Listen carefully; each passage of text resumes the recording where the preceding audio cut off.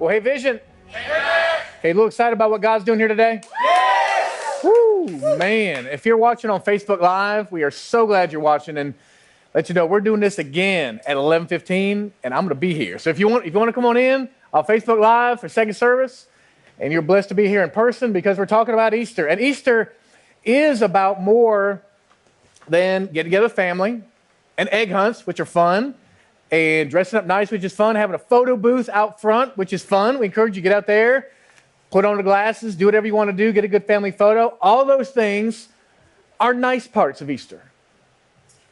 The reality is, Easter is the time in history when the biggest problem ever got fixed by the best solution ever. So say biggest problem. Biggest problem. Say best solution. Best solution. That's what we're going to figure out today. The biggest problem ever. Fixed by the best solution ever. But I need your help. So first of all, grab your yellow connection card that should have been on your seat. Hopefully you got a pen. Write your name on there. Because by the end of this time today, I want you to have a chance to jot down something about how God speaks to you today. Maybe it's just you're going to write something by the end and put on there a prayer request. Maybe you're going to write on there and say, man, I just need somebody to pray for me. I need someone to reach out to me.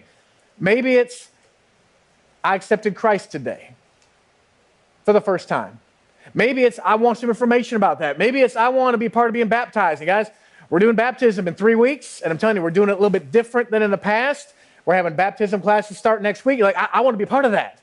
I'm walking for God now. I want to be recognized as a follower of Jesus. So you put your name and whatever contact info you want on there, and when we finish, when the service ends, and let me promise you, the last song today, don't go to the bathroom and miss it. Don't fall asleep and miss it. Don't head out to lunch early and miss it. The song we are singing at the end today is powerful. Oh my goodness. Whew. So be ready with your connection card. For now, though, you put that to the side. Because we talk about biggest problems. I want you to definitely get the emotion as we understand how big the problem was, how big the problem is. Let's talk about some common problems in the world today. Because, yearly they do different surveys that say biggest problems in the world. Here's what comes back on some of these surveys, okay? They say, food and water security. Is our food, as our water, is it getting, deteriorated, getting, poisoned, stuff like that? That's a big problem. Poverty. I mean, very reasonable. On this planet, there are people with not enough money, not enough food. We got inequality in income or discrimination. There's unfairness, injustice in our world. There is large-scale conflict and wars. It just happens between people, between countries, and climate change, destruction of nature. These are the kind of things that human beings say are big problems. And they are big problems. But here's what I need you to do. I need you to look at someone near you and first of all say, I got a problem. Okay, now I need you to look at somebody else with a little more soul to it and say, you got a problem. Okay, so make sure we understand. On level playing ground, we all got a problem. We all got problems. We are all affected by the biggest problem of all time, and therefore can be helped by the best solution of all time. Now, I want to tell you about Easter, though, because Easter, if you're new to church and you're like, hadn't been in weeks or months or ever, or somebody dragged me in or promised me lunch, or man, I really don't want to be here, or we're in church, this doesn't feel like church, and that's like, hey, great. Here's the summary, and then we're going to break it down in pieces up here. There was a guy who was taken into custody, really unfairly, who was given a trial that really wasn't fair, who had to walk through the streets of Jerusalem after being beaten almost to death. He walked up a hill. He died on a cross. He got put into a tomb. They thought he was gone. And on Sunday, they went back to the tomb and it was empty. And the people were bewildered. And you say, how is that the greatest solution? Fixing a problem. Well, I need you to really understand the problem. So to me, to really personalize it, here's what I use. I use brownies. Okay, does anybody here like brownies? Really, who likes brownies? Okay, now, but I need help from one person who like loves brownies. Like, who Kylie, love brownies? Okay, Kylie, come up here. Okay. All right, so Kylie, come up on stage because I do love brownies too. And just being real, I didn't give up brownies for Lent, so this was tough. Just here, neither could. Okay, so come stand right here, Kylie, because I love brownies. And now with these brownies, oh, you're like, oh, yeah, you wanted to be up here, didn't you? Yes, indeed. Okay, now these brownies, genuine, somebody made homemade brownies. Okay, now this is good because I'm thinking Kylie would love some of these brownies. Oh, man. Fresh, made yesterday. Really nice brownies. Really brown. Okay. Now, we get this brownie up here. Okay, so hold that brownie for a minute. Okay, now with this brownie, let me tell you guys a secret. Pretend like you're not listening. Okay, okay? Because with these brownies, when you make brownies, with the mix, whatever, it says, put in like a couple eggs. So the person who made these, went to the fridge, pulled out, and was like, oh, man, only one egg left. Okay, we need another egg. They're looking through the fridge, and they find like an old carton in the back, and they pull it out, and they're like, September? Oh, man. Okay. And they're like, surely that doesn't matter. That's just like an estimate, right? And they pull it out, they crack it like, whoo, man. And it like comes out kind of lumpy and green and rotten. But they were like, it's just one rotten egg. The other one's good, and the rest of the ingredients are good. So like mix it up. Pastor Madison makes some brownies. They mix it up. They put it together. They cook it. They bring it here for Kylie. So Kylie, tell me, how you feeling about eating the brownie? It's only got one rotten egg in it. It's still a rotten egg. It's still a rotten egg. Still a rotten egg. Okay. Now here's the thing though. With this brownie, I want to protect you, or let's say like save you from getting sick. And I probably eating a rotten egg probably isn't going to kill you, but let's just pretend that it would. Because you probably feel so bad. You'd feel like I'm crawling toward the grave, Pastor Man. I'm like, I'm dying with this thing. So I'd say, Kylie, I want to protect you from that. So here's how we would do it. And I shall put some of these on the screen so you guys can lock in on this. First of all, if you would admit that this brownie is tainted, okay, even though it's only got one rotten egg in it, not a whole batch. I mean, not the flour and sugar, all was tainted, just the one that basically you only accept, let's just say, perfect brownies. This is not a perfect brownie. So would you admit that brownie is not perfect? You would, okay.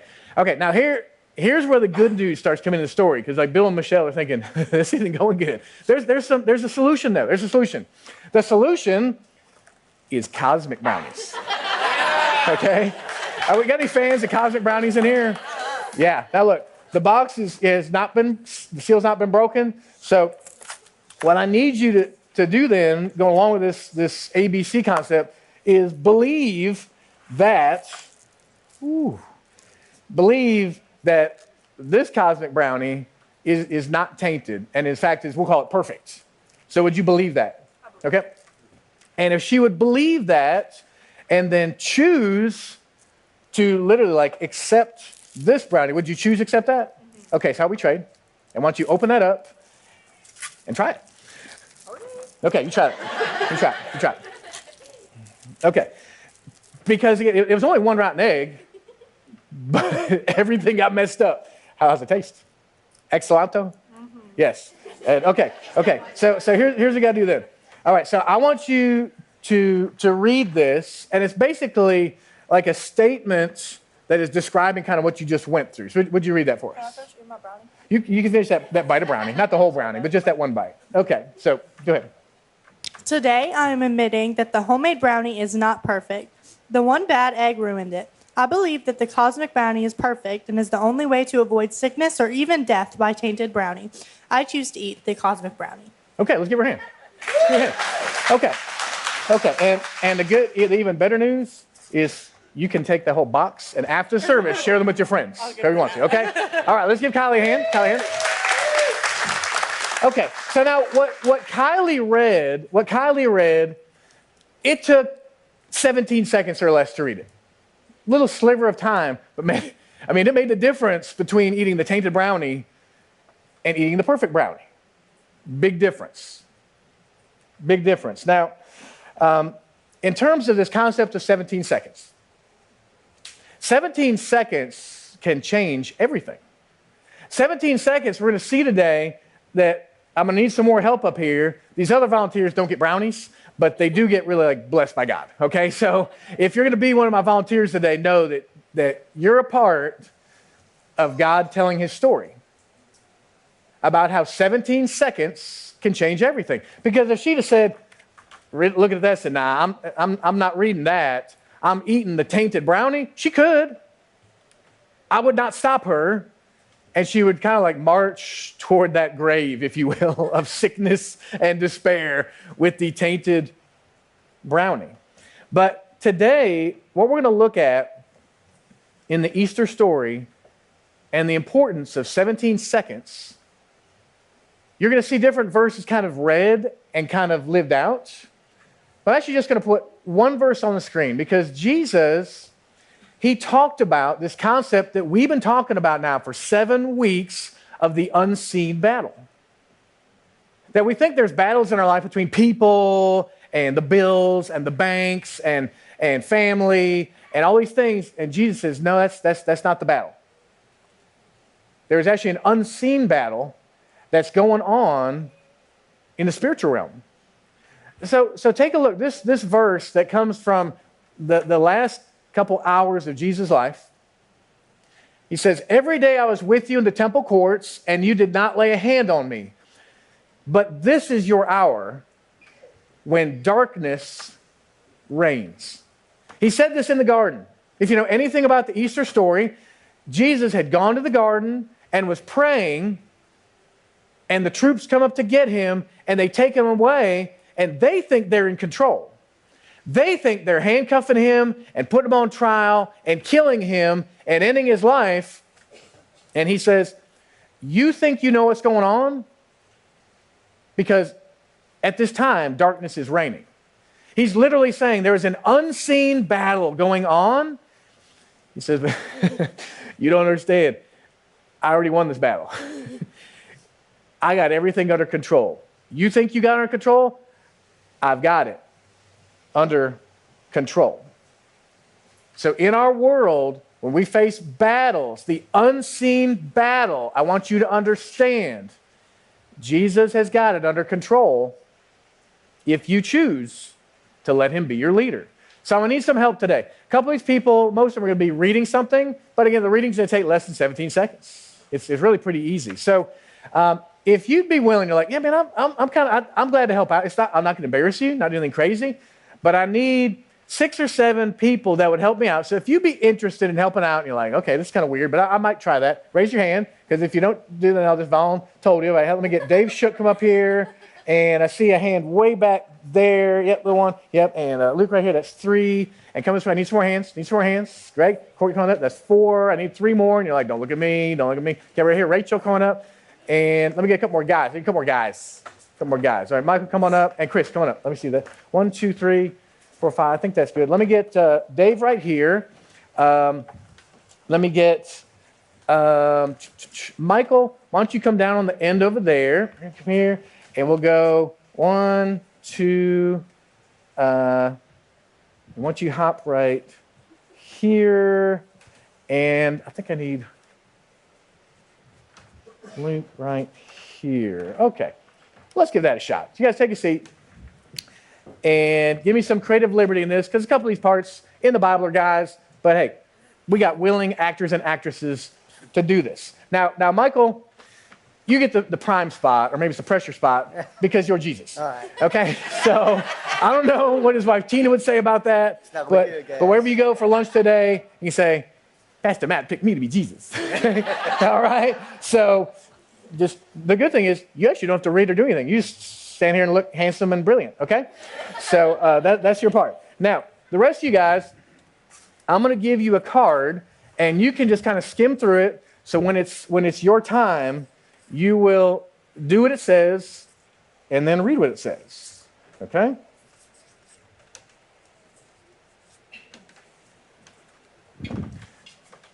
Okay, so let's get into our story here. Now, in the last week of Jesus' life, he comes across a variety of people that have a choice, kind of like with the brownies. They literally have a choice of whether they're going to admit, whether they're going to believe, whether they're going to choose. You say, well, man, I don't see ABCs in the Bible. No, it's a concept. It's a concept that we all have an opportunity to either admit that we're tainted. I mean, like those brownies are tainted. We're tainted. We're tainted because we lie, because we cheat, because we have sexual sin, because we have tempers, because honestly, inherently, we're evil. We got sin inside of us, and God says, I can't let that in heaven, but God looks past that and says, you are my child. If you come into relationship with me, I'm like, okay, how do I get that? Is it complicated? Does it take years of training? Does it take decades of living a certain way? And actually, Jesus looks at everybody and says, actually, it takes about 17 seconds. It takes about 17 seconds. This first one over here, Chris, he drew the short straw because he's going to be Judas, okay? Now, with Judas, this is a guy who hung out with Jesus for upwards of 3 years, gets to the end of his life, and makes some choices that we could judge him and say, man, you're so stupid. But how could you do that? The reality is we all have the potential to be like Judas, who had a fork in the road, had to decide how he was going to feel about the Son of God. And in fact, when I read that verse about Jesus and these people coming up to him, they'd been led up to him by Judas.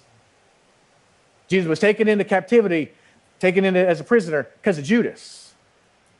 So Chris, tell me, if Jesus looks at you as Judas and says, so Judas, will you accept me? Will you, imagine this, like pretend these guys are almost like symbolically in a grave because they're tainted, and Jesus looks at Judas and say, Judas, will you walk out of this grave with me? Will you beat it? Come on, will you go with me? You've been with me. You've seen what I've done.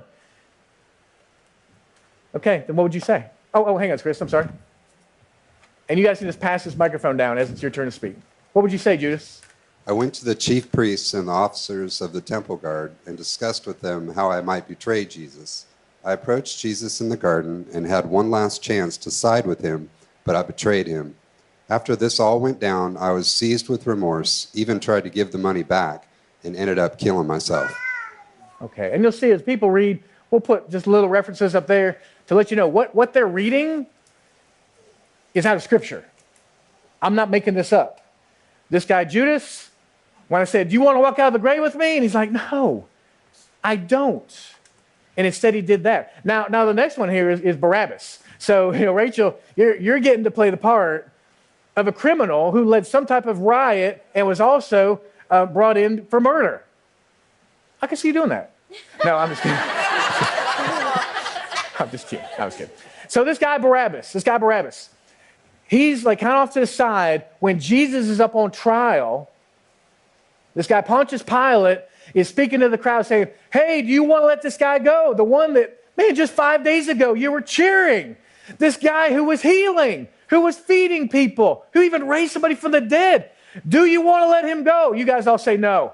No. I mean, like you're mad, say no. No. And I'm like, what? And Pilate was like, well, how about you got the murder over here, the riot or whatever. Would you rather me let this one go? And the crowd says yes. Yes. I say yes. Yes. And I'm like, what? Wait. This guy, the healer, the feeder, and you want to let this one go. And Jesus, like symbolically, kind of looked at Barabbas and was like, do you want me to be your king? Do you want to walk out of this grave with me? Barabbas, do you want to be, no matter what you've done, like, I'll save you. And you're looking at Barabbas like, yeah, that killer deserved it. That's us. One bad egg and a batch of brownies. That's us. Do you want to walk out of this grave with me? And instead, Barabbas said, the crowds kept shouting, crucify him, crucify him. And I could have stepped in front and insisted that Jesus go free. But why would I stand up for him? I was released, and it was Jesus who was sentenced to death. That just shocks me. That this group of people that could have said, free this guy, said free that one. And then, okay, so pass over here, because what about Pilate? I mean, Pontius Pilate, that leader at that trial in that moment, had supposedly the power, the authority to free this guy. Pontius Pilate could have said, hey, you're still saying you want to crucify, you're still saying you want to kill him. No, I'm going to go against that. No, I'm going to go against the flow, against the pressure, against the peer pressure, against whatever. I'm going to go against that, and you go free. And it was like Jesus looked at Pilate and said, will you walk out of this grave with me? I mean, will you let me be your king? Will you let me be your hero, your savior? And instead, Pilate said something like this. I could tell Jesus had done nothing that would deserve death. I wanted to release him, but people kept shouting more and more. So finally I gave in and granted the demand of the people. Barabbas would go free, and Jesus was sentenced to death.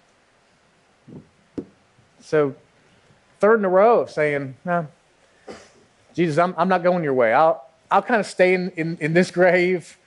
I'm not following where you're going. Instead, I'm just going to bury you.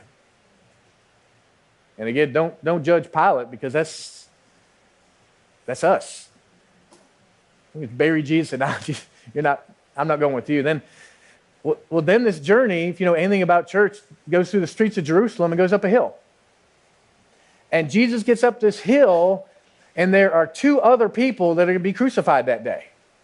Now these two, they deserve it, because they've done some type of crimes, they've lived some type of life that has got them to this point that they just look like criminals. I mean, you agree? They do. They're like Gaston County lockup written all over them. And so you get up on this hill, and Jesus is up on his cross. Whew. And criminal number one, we'll call her, criminal number one, you understand, has this chance in the last moments of the criminal's life to cross paths with the Son of God. Remember, life's biggest problem, the criminal has just come face to face with life's biggest solution. I mean, you talk about opportunity. And Jesus is on this cross, and this criminal is hearing all these people yell and taunt and everything. And this criminal has a chance. When Jesus literally looks over and says, you want to get out of this grave with me? I mean, do you want to follow me? I mean, would you do that? Would you follow me? And he's looking at you like, you're saying no? I mean, this is your chance. You're about to die. I mean, we're not getting down.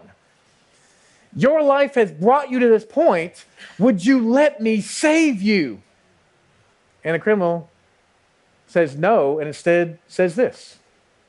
Sure. I hung there next to Jesus, so close I could see the pain in every part of his body. I heard the people and the soldiers mock him. I was so mad that he was not doing something. I said to him, aren't you the Christ? Save yourself and us. I mean, you talk about smack in the face. That Jesus literally reached out, and the criminal's like, psh, if I could reach you, I'd smack you too. I'm thinking, no way. In your 17 seconds, you had a chance to say yes, and you said that? You said that? And so Jesus, between two criminals, looks at this other one. And this other criminal, who again deserves to be there. Just like I deserve to be there. You deserve, with a rotten egg of sin in your life, you deserve to be there. And this criminal is there. And Jesus looks over. And again, symbolically or somehow just communicates, do you want to beat this thing? Do you want to get out of this grave with me? Do you want to be saved? Do you want me to follow you? And the criminal's pondering, thinking, wrestling. And don't miss this. In the Gospels, there's 4 Gospels. In one of them, this testimony is not recorded. In 2 of them, it's just a brief, like half a line. And in the book of Luke, how about that? In the book of Luke, this is Luke. We read words that take about 17 seconds to say. Would you read those to us? Don't you fear God? Since you are under the same sentence, we are punished justly, for we are getting what our deeds deserve. But this man has done nothing wrong. Jesus, remember me when you come into your kingdom. So understand, these criminals, we don't know how old they were, but I'm assuming 30 years old, 40 years old. Let's say 30 years old. Let's say this criminal had lived for 30 years, decades of decisions, hours of decisions, and it all came down to 17 seconds. This criminal chose a direction that actually the four of y'all can get up and take your cards once you give them to Meg down there, and you guys head kind of symbolically to your grave. You're gone. This criminal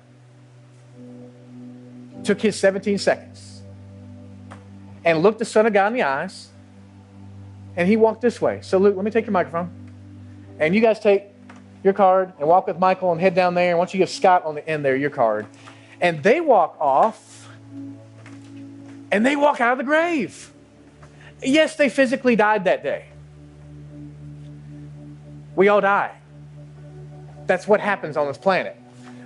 But understand that criminal number 2, he took 17 seconds out of a 30-year life, and he walked that way out of the grave with the Son of God. And I'd say then in the story, then who's left? You are. I represent you. And I have 17 seconds to decide whether I will go with the crowd and turn away from Jesus or have eternal life. Or will I accept Jesus and get out of the grave? This 17 seconds can make all the difference. Just stay right here, Dave. Because I can't get everybody up here. But God brought Dave up here. I need you to understand. God isn't going to force you to do something with your 17 seconds. But He's given you a choice. And you can either walk out of that grave with the Son of God, or you can be like these guys and just walk away. Don't say, I'll wait till next Sunday. Don't say, I'll wait till later today, or I'll wait till next year, or I'll wait till I'm 30 or 40. You might not have next Sunday. This may be your only chance to take 17 seconds and say yes. So I want you to take your connection card and at least hold it in your hand. Because, there is absolutely nothing special about the piece of yellow cardstock in your hand. What is important is what's going on in your heart right now. What's important is that you realize that the story of Easter, of a guy who was on trial and who was put up on a cross and put into a grave, that when they went there on Sunday morning, and if you hadn't read it lately, you read it and you will be bewildered. And you say, how did the stone move? How did the shoulders shake, the soldiers shake and fall like dead men? How did they come in there and there was an angel or two angels? And how did Mary Magdalene see him? And how did the people not believe? And then they did believe. And how people walked 7 miles away, talked with him and didn't know it was him. And then they knew it was him. And all these things, they're like, I'm bewildered by this. It is amazing that God sent His Son and He beat death for you. And you have a chance now, when we close our eyes in a minute to pray, for you to pray and do A, B, C. And don't tell me you can't remember it, because I showed it to you at Brownies.